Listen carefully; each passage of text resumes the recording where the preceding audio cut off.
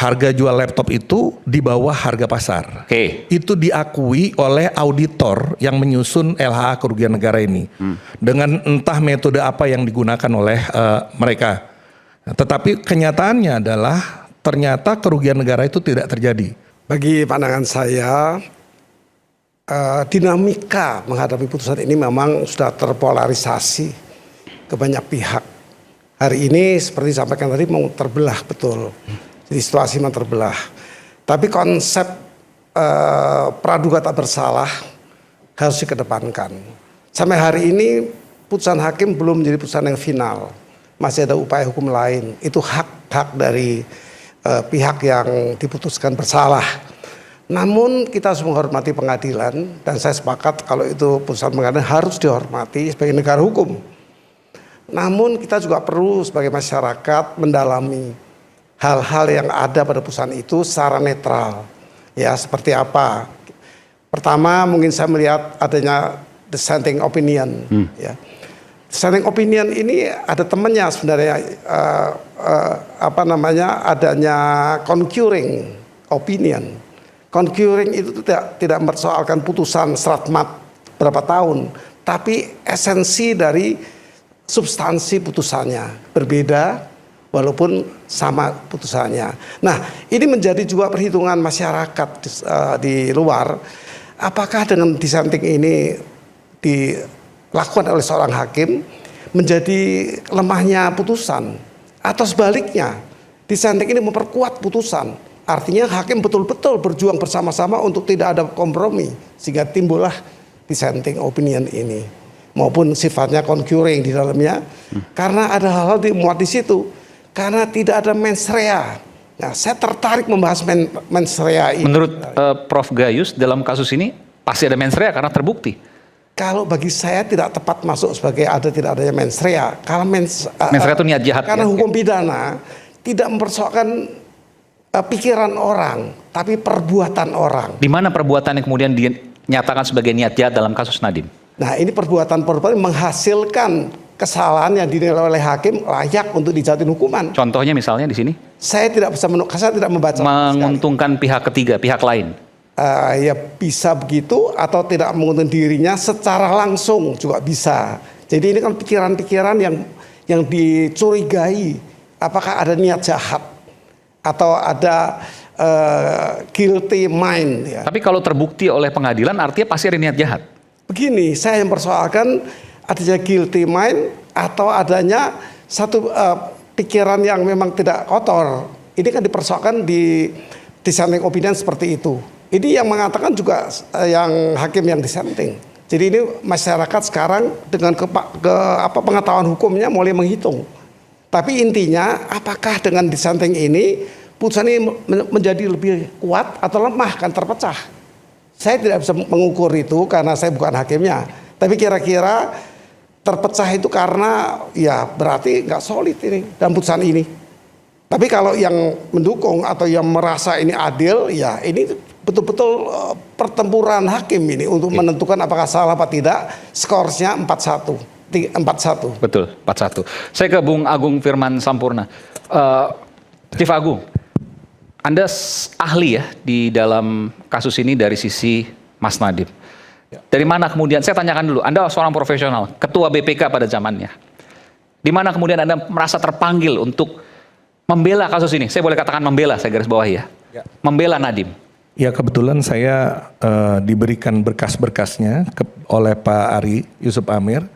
Kami bertemu di Palembang, beliau tanya apakah saya mau membela. Saya katakan apakah ada dokumen-dokumennya, saya pelajari dulu.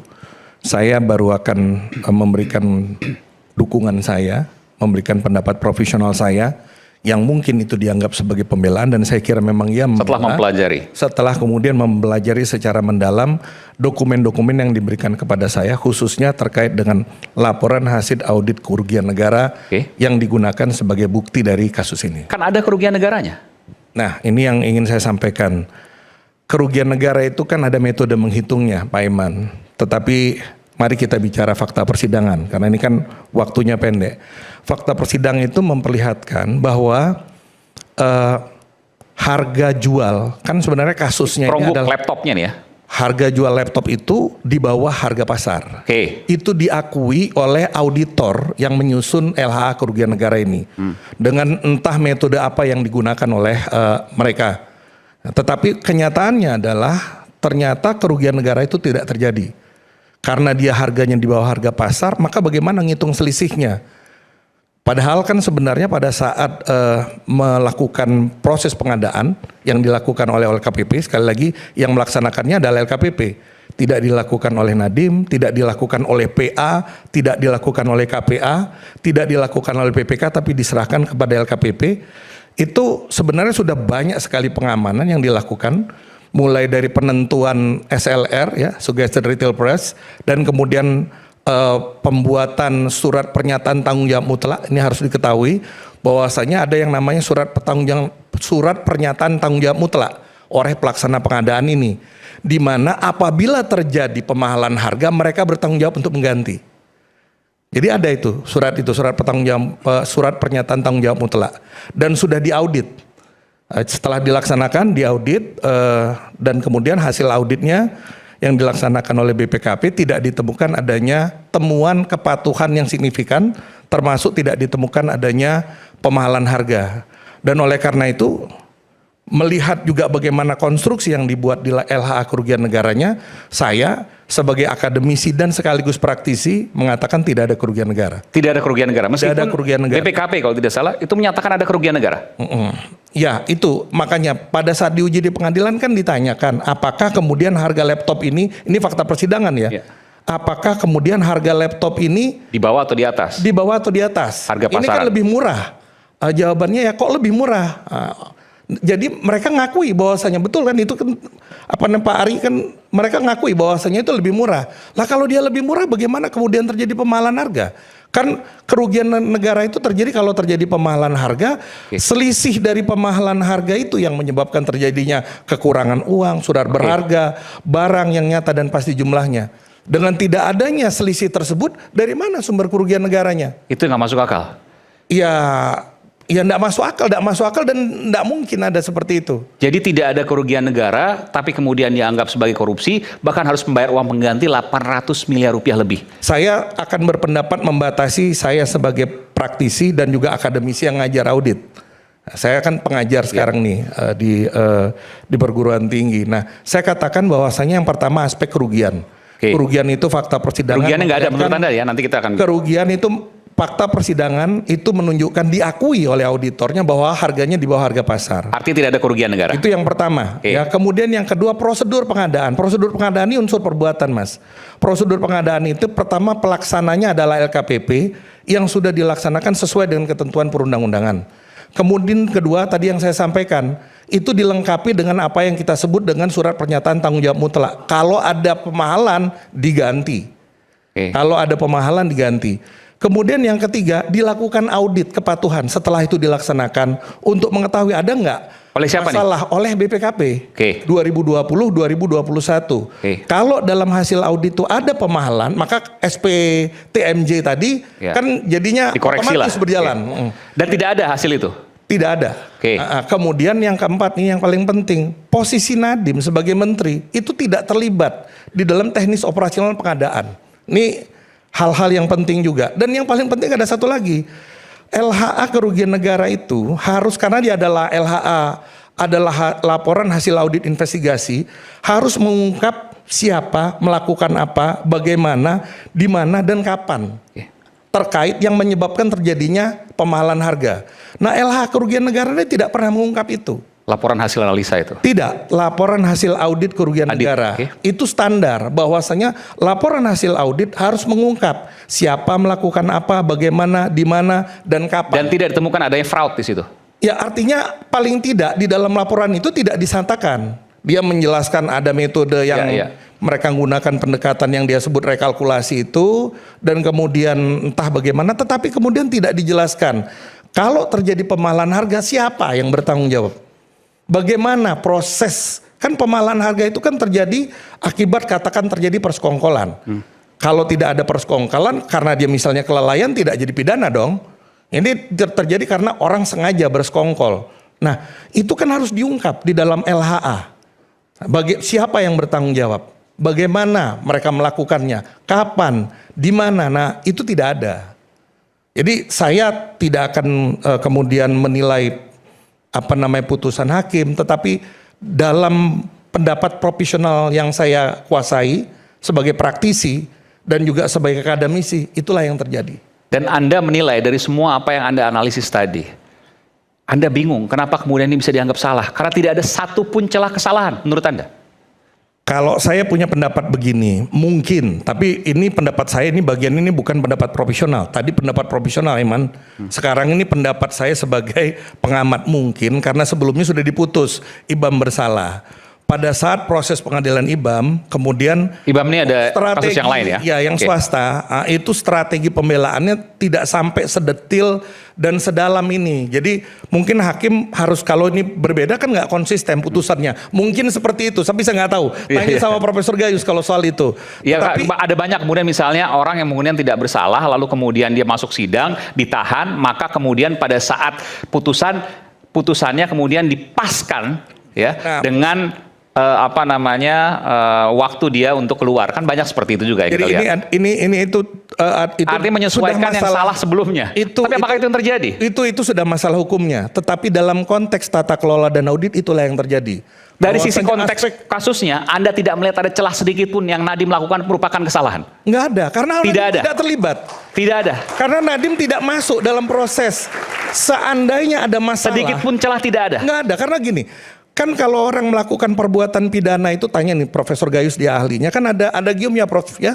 Ada causa proxima, non remota, spektator. Yang diperhatikan tuh akibat langsung. Apa nih yang langsung nih? Ada orang naik mobil tabrak anak-anak muda. Ditanya, Anda kenapa sampai nabrak? Bapak sih beliin gua mobil.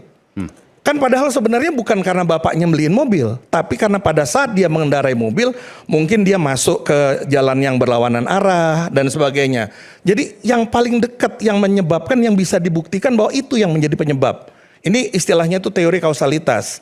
Nah, itu yang saya sampaikan dalam pandangan saya sebagai profesional. Kalau mau dicari salahnya pasti ada, seperti kasus mobil tadi. Enggak. Ini dalam kasus ini kan kasusnya adalah kasus pengadaan laptop. Iya. Kasus pengadaan disebut Chromebook di situ, itu bukan merek. Chromebook di situ adalah menggambarkan bahwa laptop ini menggunakan Chrome Device Management, yaitu alat kendali yang digunakan oleh pemerintah untuk memantau apakah kemudian laptop itu memang digunakan untuk pendidikan. Karena bisa digunakan untuk yang lain, misalnya untuk pinjol, misalnya untuk melihat hal-hal yang tidak diperkenankan. Nah, Chrome Device Management ini digunakan untuk memantau, ini dipakai benar nggak untuk pendidikan. Kalau dia dipakai untuk kegiatan selain kegiatan pendidikan, maka bisa dimatikan. Ini canggih sekali. Nah, dalam kasus yang ini, artinya dalam kasus pengadaan ini, tidak mungkin Nadiem itu dianggap bersalah. Karena dia tidak terlibat dalam prosesnya. Dia pembuat kebijakan. Kebijakan kan tidak bisa dipidana. Di dalam kebijakan itu ada proses pengadaan. Nah, kalau kita anggap proses pengadaan ini ada masalah, maka mereka yang melaksanakan proses pengadaan ini kan, siapa yang melaksanakan proses pengadaan ini? Proses pengadaan ini kan dilaksanakan oleh LKPP. Saya tidak mengatakan LKPP bersalah, karena LKPP lah yang kemudian memilih yang namanya penyedia, seperti itu. LKPP lah kemudian yang menetapkan harga, menentukan bisa tayang atau tidak, seperti itu gambarnya. Tetapi LKPP dalam hal ini sudah melaksanakan segala sesuatunya sesuai dengan ketentuannya. Namun apabila dianggap ada masalah, ada persekongkolan, maka yang akan diuji di sini adalah apakah LKPP, prinsipal dan distributor bersekongkol. Kan tidak ada hal yang seperti itu. Bahwa kemudian ada keuntungan dari perusahaan Nadiem dalam hal ini adalah aplikasi karya anak bangsa, aplikasi ojek online. Saya pikir itu tidak dibicarakan di pengadilan. Yang dibicarakan ada penambahan modal dari Gojek barangkali ke akap, bukan keuntungan barangkali.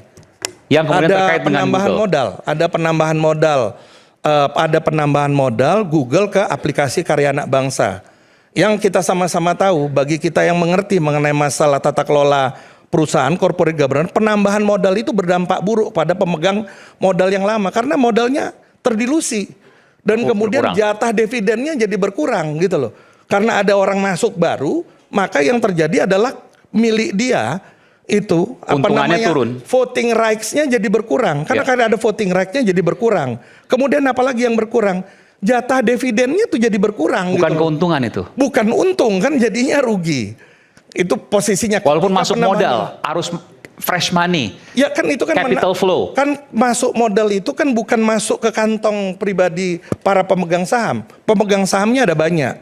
Pada saat Google masuk ke dalam akap, itu posisi saham Nadiem Makarim 3,46%. Setelah dia masuk, jadi 3,40%. Berkurang kan jadinya. Nah dengan pengurangan itu kan dalam tanda kutip kan terjadi pengurangan manfaat. Dirugikan Mas justru. Pengurangan manfaat itu bisa kita katakanlah to some extent dirugikan. Seperti itu. Kemudian ada satu hal lagi. Pengurangan voting right itu juga mengurangi seandainya perusahaan membagikan dividen, jatah dividennya berkurang. Itu gambaran awalnya seperti itu. Jadi mau dari sisi manapun Anda tidak melihat ada celah Nadiem salah di sini. Saya akan menggunakan saya akan menggunakan bahasa ini. Kasusnya kan kasus pengadaan laptop. Ya, itu kan kemana-mana sebenarnya itu cerita itu. Dalam kasus pengadaan laptop ini Nadiem jelas tidak bersalah. Tidak bersalah. Jelas tidak bersalah. Saya garis bawah itu. Dan saya akan kembali saat lagi tetap sama kami di Rakyat Bersuara.